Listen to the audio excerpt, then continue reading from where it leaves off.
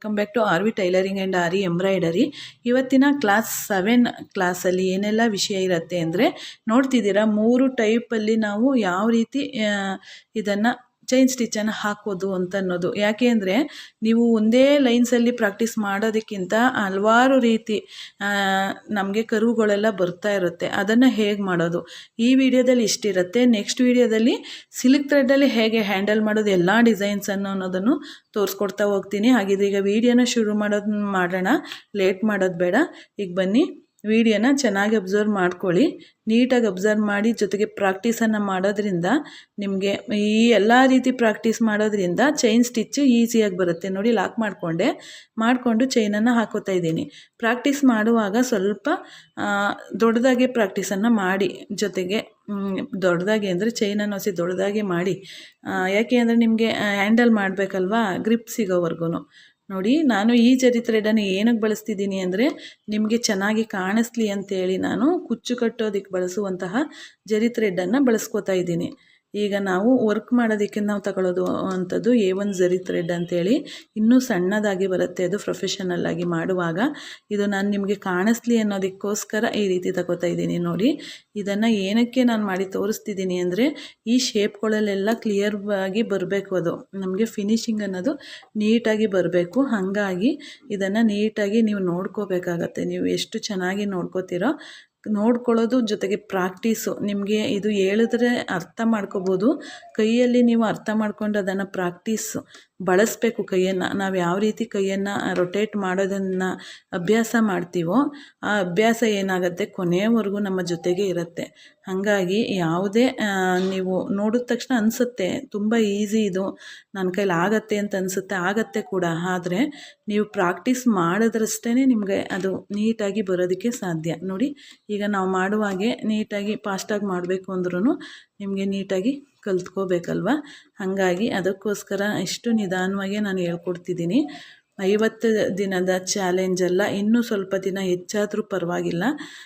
ನಿಮಗೆ ಇಂಟ್ರೆಸ್ಟ್ ಇದ್ದರೆ ನೀವು ಡೀಟೇಲಾಗಿ ಹೇಳ್ಕೊಡಿ ಅಂತಂದರೆ ಇನ್ನೂ ಒಂದಷ್ಟು ದಿನ ಹೆಚ್ಚಾಗಿ ಎಕ್ಸ್ಟೆಂಡ್ ಮಾಡಿ ನಾನು ಇನ್ನೂ ಡೀಟೇಲಾಗಿ ಹೇಳ್ಕೊಡೋದಕ್ಕೆ ಇಷ್ಟಪಡ್ತೀನಿ. ನೀವು 50 ದಿನಕ್ಕೆ ಸಾಕಾ ಅಥವಾ ಇನ್ನೂ ಮುಂದುವರಿಸ್ಬೇಕಾ ಅನ್ನೋದನ್ನು 50 ದಿವಸ ಆದರೂ ಆಯಿತು, 100 ದಿವಸಕ್ಕಂಟೂ ನಾವು ಹೇಳ್ಕೊಡ್ಬೋದು. ಯಾಕೆ ಅಂದರೆ ಇದರಲ್ಲಿ ಸುಮಾರು ಡೀಟೇಲ್ ಆಗಿದೆ. ಈಗ ಯಾವ ರೀತಿ ನಿಮಗೆ ಬೇಕು, ಬೇಗ ಹೇಳ್ಕೊಡುವಂಥದ್ದ ಅಥವಾ ನಮಗೆ ಇನ್ನೂ ಡೀಟೇಲಾಗಿ ಹೇಳ್ಕೊಡಿ, ಇನ್ನೂ ಲೇಟ್ ಆದರೂ ಪರವಾಗಿಲ್ಲ ಕಲಿತೀವಿ ಅಂದ್ರೂ ಓಕೆ. ನಾನು ಈಗ ಸದ್ಯಕ್ಕೆ 50 ದಿನದ ಚಾಲೆಂಜನ್ನು ತಗೊಂಡಿದ್ದೀನಿ. ನಿಮಗೆ ಬೇಕು ಇನ್ನೂ ಎಕ್ಸ್ಟ್ರಾ ಫುಲ್ಲು ಡೀಟೇಲಾಗಿ ಹೇಳ್ಕೊಡಿ ಅಂದರೆ ನಾನು ಇನ್ನೂ ನಿಧಾನವಾಗಿ ಹೇಳ್ಕೊಡೋದಕ್ಕೂ ರೆಡಿ. ಯಾವ ಥರ ಬೇಕು ಅನ್ನೋದನ್ನು ಕಮೆಂಟಲ್ಲಿ ತಿಳಿಸಿ, ಆಯಿತಾ? ಈಗ ಕಾಣಿಸ್ತಿದೆಯಾ ನೋಡಿ. ಈಗ ನೋಡಿ, ನಾವು ಯಾವ ರೀತಿ ಶೇಪನ್ನು ಬರೆದಿರ್ತೀವೋ ಡಿಸೈನಲ್ಲಿ ಟ್ರೇಸ್ ಮಾಡಿರ್ತೀವೋ ಅದೇ ರೀತಿ ನಾವು ಡಿಸೈನ್ ಬರಬೇಕಾಗತ್ತೆ. ಹಾಗಾಗಿ ನೀವು ಈ ರೀತಿ ಎಲ್ಲ ಪ್ರಾಕ್ಟೀಸನ್ನು ಮಾಡ್ಕೊಳ್ಳೋದ್ರಿಂದ ನಿಮಗೆ ಕೈ ಯಾವ ರೀತಿ ಬೇಕೋ ಆ ರೀತಿ ರೊಟೇಟ್ ಆಗಬೇಕಲ್ವ.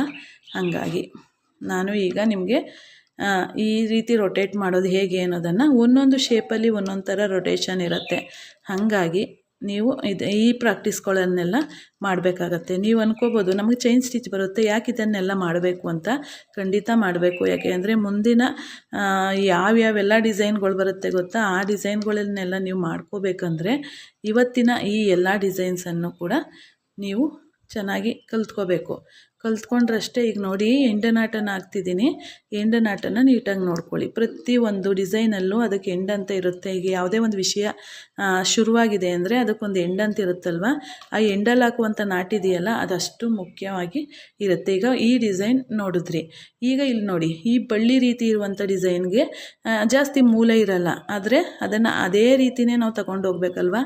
ಅದನ್ನು ಹೇಗೆ ಹಾಕೋದು ಅನ್ನೋದನ್ನು ತೋರಿಸ್ಕೊಡ್ತೀನಿ ನೋಡಿ. ತುಂಬಾ ಈಸಿಯಾಗಿ ಹಾಕ್ಕೊಂಡು ಹೋಗ್ಬೋದು. ಸ್ವಲ್ಪ ಕರುವಿರುತ್ತೆ, ಆ ಕರುವಲ್ಲಿ ನಾವು ಕೈಯನ್ನು ರೊಟೇಟ್ ಮಾಡ್ಕೋಬೇಕು. ಅಲ್ಲಿ ಮೂಲೆ ಬರೋ ಹಾಗಿಲ್ಲ, ಮೂಲೆ ಬಂದರೆ ಬೇರೆ ರೀತಿ ಡಿಸೈನ್ ಆಗಿಬಿಡುತ್ತೆ. ಜಸ್ಟ್ ಕರುವಿದೆ ಅಷ್ಟೇ, ಆ ಕರು ಹೇಗಿದೆ ಅಲ್ಲಿಗೆ ಆ ರೀತಿ ಕೈಯನ್ನು ನಾವು ರೊಟೇಟನ್ನು ಮಾಡಿಕೊಂಡು ಹೋಗಬೇಕಾಗತ್ತೆ. ಹಾಗಾಗಿ ನೀವು ನೀಟಾಗಿ ನಾನು ಯಾವ ರೀತಿ ಮಾಡ್ತಿದ್ದೀನಲ್ಲ ಆ ರೀತಿಯೇ ನಿಧಾನವಾಗಿ ನೋಡ್ಕೊಳ್ಳಿ. ನಿಮ್ಗೆ ತುಂಬಾ ಈಸಿಯಾಗಿ ಇದು ಬರುತ್ತೆ ನೋಡಿ. ಇದು ಮೂಲೆ ಇಲ್ಲ. ಈಗ ಇದರಲ್ಲಿ ಮಾಡ್ತಾ ಇರುವಂಥ ವರ್ಕೇ ಬೇರೆ. ಈಗ ನೀವು ಅಬ್ಸರ್ವ್ ಮಾಡ್ಕೋಬೇಕು, ಒಂದೊಂದಕ್ಕೂ ನೀವು ಸೂಕ್ಷ್ಮತೆಯನ್ನು ತಿಳ್ಕೊಬೇಕಾಗತ್ತೆ. ನೋಡಿ, ಇದರಲ್ಲಿ ನಾನು ಮಾಡುವಂತಹ ವರ್ಕುಗೂ ಇದರಲ್ಲಿ ಮಾಡುವಂತಹ ವರ್ಕುವೆ ಮತ್ತು ಇದರಲ್ಲಿ ಮಾಡುವಂತಹ ವರ್ಕುಗೆ ಯಾವ ರೀತಿ ಡಿಫ್ರೆನ್ಸ್ ಇದೆ ಅನ್ನೋದನ್ನು ಈ 3 ವರ್ಕಿನ ಡಿಸೈನಲ್ಲಿ ನೀವು ಅರ್ಥ ಮಾಡ್ಕೊಂಡ್ಬಿಟ್ರೆ ಪ್ರತಿಯೊಂದು ಡಿಸೈನ್ ನಿಮಗೆ ಹೇಗೆ ಮಾಡೋದು ಅನ್ನೋದು ಗೊತ್ತಾಗ್ಬಿಡತ್ತೆ. ನೋಡಿ, ಈ ರೀತಿ ಬಂತು. ನೋಡಿ ಎಷ್ಟು ನೀಟಾಗಿ ಎಷ್ಟು ಸಲೀಸಾಗಿ ಬರ್ತಿದೆ ಅಲ್ವಾ. ಇದೇ ರೀತಿ ನೀವು ಸಲೀಸಾಗಿ ಮಾಡ್ಕೋಬೇಕಂದ್ರೆ ಏನು ಮಾಡಬೇಕು, ನೀವು ಪ್ರಾಕ್ಟೀಸ್ ಮಾಡ್ಕೋಬೇಕು. ಇಲ್ಲಿ ಎಂಡು ನಾಟನ್ನು ಮಾಡ್ತಿದ್ದೀನಿ, ಅಬ್ಸರ್ವ್ ಮಾಡಿ. ನೋಡಿ, ಎಂಡು ನಾಟ್ ಇಲ್ಲಿ ಆಯ್ತಲ್ವಾ. ಈಗ ನಾವೇನು ಮಾಡಬೇಕು, ಜಸ್ಟ್ ಇಲ್ಲಿ ನೋಡಿ, ಈ ವರ್ಕಲ್ಲಿ ಬೇರೆ ರೀತಿ ಬರುತ್ತೆ. ಇಲ್ಲಿ ಸ್ಟಾರ್ಟಿಂಗ್ ನಾಟ್ ಹಾಕೋಬೇಕು. Starting not, end not compulsory. ನೋಡಿ, ಸ್ಟಾರ್ಟಿಂಗ್ ನಾಟ್ ಏನಾಗುತ್ತೆ ನಮಗೆ ಯಾವ ರೀತಿ ಇರುತ್ತೆ ಅಂದರೆ ಚೈನ್ ಥರನೇ ಇರುತ್ತೆ. ಈಗ ನೋಡಿ, ಈಗ ಏನು ಮಾಡಬೇಕು, ಈಗ ಇಲ್ಲಿ ಈ ಕಡೆಗೆ ಒಂದು ಚೈನನ್ನು ಹಾಕ್ಕೋಬೇಕು. ಈ ಕಡೆ ಹಾಕ್ಕೊಂಡಾಗ ನಮಗೆ ಇಲ್ಲಿ ಬರುವಂತಹ ಡಿಸೈನು ಕ್ಲಿಯರಾಗಿ ಬರುತ್ತೆ. ಅಂದರೆ ನಮಗೆ ಫಿನಿಶಿಂಗ್ ನೀಟಾಗಿ ಬರುತ್ತೆ. ಈಗ ಇಲ್ಲಾಯ್ತಲ್ವ, ಇಲ್ಲಿ ಯಾವ ಕಡೆಗೆ, ಈ ಕಡೆಗೆ ಹಾಕ್ಕೋಬೇಕು. ಇದನ್ನು ತಿಳ್ಕೊಳ್ಳಲಿ ಅಂತಲೇ ಇಷ್ಟೆಲ್ಲ ಡಿಸೈನ್ಸನ್ನು ನಾನು ತೋರಿಸ್ಕೊಡ್ತಿದ್ದೀನಿ. ಏಕ್ದಮ್ ನಾನು ಹೋಗ್ಬೋದಿತ್ತು, ಚೈನ್ ಸ್ಟಿಚ್ ಹೋಗಿ ನೆಕ್ಸ್ಟ್ ಇನ್ನೊಂದು ಡಿಸೈನ್ಗೆ ಹೋಗ್ಬೋದು. ಆದರೆ ನಿಮಗೆ ಇದೆಲ್ಲ ಗೊತ್ತಾಗಿಲ್ಲ ಅಂದರೆ ನೋಡಿ, ಇಲ್ಲಿ ಹಿಂದೆ ಬರುತ್ತೆ. ಯಾವ್ಯಾವ ಕಡೆಗೆ ಬಂದಾಗ ಯಾವ್ಯಾವ ಕಡೆಗೆ ನಾವು ರೊಟೇಟ್ ಮಾಡ್ಕೋಬೇಕು ಕ್ಲಿಯರಾಗಿ ಅದು ಬರೋದಕ್ಕೆ, ಫಿನಿಶಿಂಗ್ ಬರೋದಕ್ಕೆ ಅನ್ನೋದನ್ನು ತಿಳ್ಕೊಬೇಕಾಗತ್ತಲ್ವ. ಹಾಗಾಗಿ ನಾನು ಇದನ್ನೆಲ್ಲ ನಿಮಗೆ ಡೀಟೇಲಾಗಿ ತೋರಿಸ್ಕೊಡ್ತಿದ್ದೀನಿ.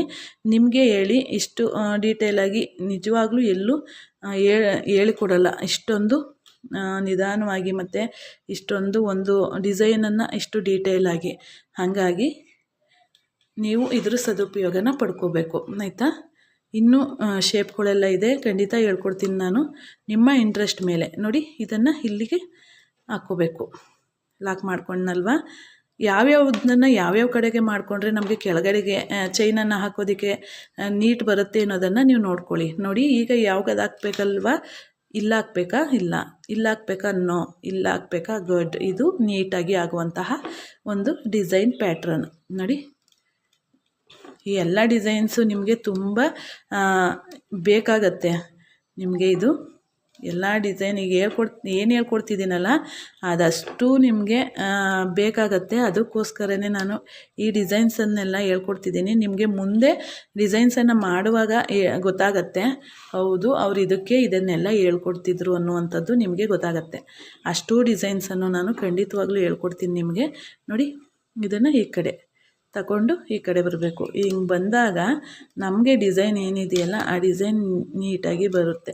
ನೋಡಿ, ಇದನ್ನು ಹಿಂದಕ್ಕೆ ಹಾಕ್ಬೇಕು. ಈ ರೀತಿ ಒಂದೊಂದು ಸೈಡಲ್ಲೂ ಒಂದೊಂದು ಕಡೆಗೆ ಹಾಕಬೇಕು. ಅದೇ ಇದರಲ್ಲಿರುವಂತಹ ಟಿಪ್ಸ್.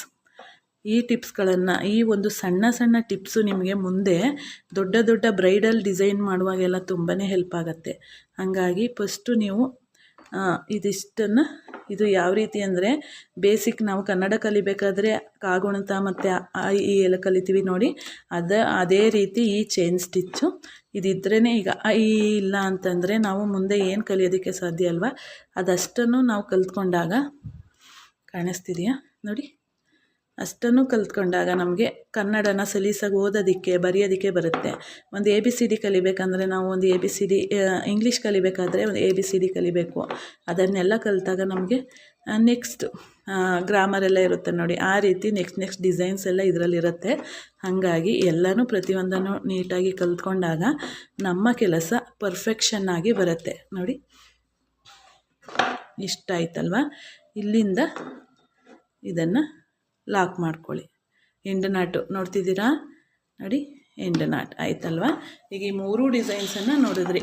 ಈ 3 ಡಿಸೈನ್ಸಲ್ಲೆಲ್ಲ ಯಾವ ರೀತಿ ನಾನು ಡಿಸೈನ್ಸನ್ನು ಮಾಡುವಾಗ ಯಾವ ರೀತಿ ಮಾಡಿದೆ ಅನ್ನೋದನ್ನು ನೀವು ನೋಡಬೇಕು, ಜೊತೆಗೆ ನನಗೆ ಕಮೆಂಟಲ್ಲಿ ತಿಳಿಸ್ಬೇಕು. ಈ 3 ಡಿಸೈನಲ್ಲಿ ನೀವೇನು ಕಲ್ತ್ರಿ, ನಿಮ್ಗೆ ಎಷ್ಟು ಇದು ಎಲ್ಪ್ ಆಗಿದೆ ಅನ್ನೋದನ್ನು ನನಗೆ ಕಮೆಂಟಲ್ಲಿ ತಿಳಿಸಿ. ಯಾಕೆಂದರೆ ನಾನು ಮಾಡ್ತಾ ಇರುವಂತಹ ಕೆಲಸ ನಿಮಗೆ ಹಿಡಿಸ್ತಿದೆಯಾ ಅನ್ನೋದು ನನಗೆ ಗೊತ್ತಾಗಬೇಕು. ಅದಕ್ಕೋಸ್ಕರ ನೀವು ಖಂಡಿತವಾಗ್ಲೂ ಕಮೆಂಟಲ್ಲಿ ತಿಳಿಸ್ಬೇಕು. ತಿಳಿಸಿ ಈ ಫ್ರೀಯಾಗಿ ಇರುವಂಥ ಕ್ಲಾಸಸ್ಸು ಯಾರಿಗೆಲ್ಲ ಸಿಗ್ತಾ ಇಲ್ಲ, ನಿಮ್ಮ ಫ್ರೆಂಡ್ಸ್ ಆ್ಯಂಡ್ ಫ್ಯಾಮಿಲಿಗೆ ಇದರ ಅವಶ್ಯಕತೆ ಇದೆ ಅಂದರೆ ಖಂಡಿತ ಆ ವಿಡಿಯೋನ ಅವರಿಗೆ ಶೇರ್ ಮಾಡಿ. ಮತ್ತು ಆದಷ್ಟು ನಮ್ಮ ಚಾನಲನ್ನು ಹೊಸ್ದಾಗಿ ನೋಡ್ತಾ ಇದ್ದರೆ ಸಬ್ಸ್ಕ್ರೈಬ್ ಮಾಡ್ಕೊಳ್ಳಿ ಅಂತ ಹೇಳ್ತಾ, ಈ 3 ಡಿಸೈನ್ಸಲ್ಲಿ ವ್ಯತ್ಯಾಸ ಏನು, ಜೊತೆಗೆ ನೀವೇನು ಕಲ್ತ್ಕೊಂಡ್ರಿ, ಇದರಲ್ಲಿ ಏನು ಅರ್ಥ ಆಯಿತು ಅನ್ನೋದನ್ನು ನನಗೆ ಕಮೆಂಟಲ್ಲಿ ತಿಳಿಸ್ಬೇಕಾಯ್ತಾ. ಹಾಗಿದ್ರೆ ಇಲ್ಲಿಗೆ ಈ ವಿಡಿಯೋನ ಮುಗಿಸ್ತಿದ್ದೀನಿ. ಧನ್ಯವಾದಗಳು friends. Thank you for watching. ಮುಂದಿನ ಕ್ಲಾಸಲ್ಲಿ ಸಿಗುವ. Thank you.